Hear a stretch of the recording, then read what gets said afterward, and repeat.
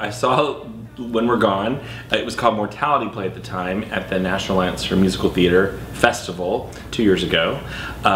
It was part of the festival at 9 o'clock in the morning, so we saw 45 minutes of this crazy rock show. I fell in love with it even at 9 o'clock, and approached the writers to bring it here. Working on it the past year, we have honed the songs, clarified the story, the modern day story that's in this medieval structure. It's the perfect show to do in this slot where every 3 years we do Rocky Horror. So I think the fall is a great time to do a rock musical. And I think audiences are gonna love it. It's out of my wheelhouse a little bit because the music is influenced by pop punk of the 90s.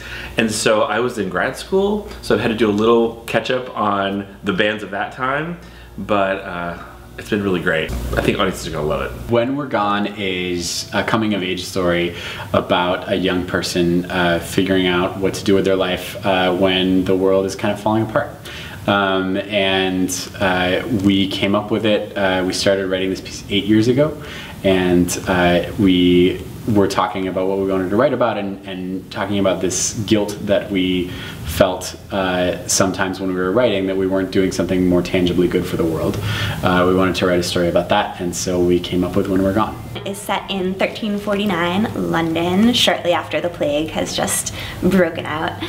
And it follows Todd, who's a 16-year-old kid in London, and he wants to be a rock star. He's in a band, and he also is apprenticed to a doctor and wants to cure the plague and save the world, and kind of just doesn't know what to do with himself. So even though the story is set in 1349, the characters speak and sing in a very contemporary way. The music is of our world today, and the characters should feel relatable to us today.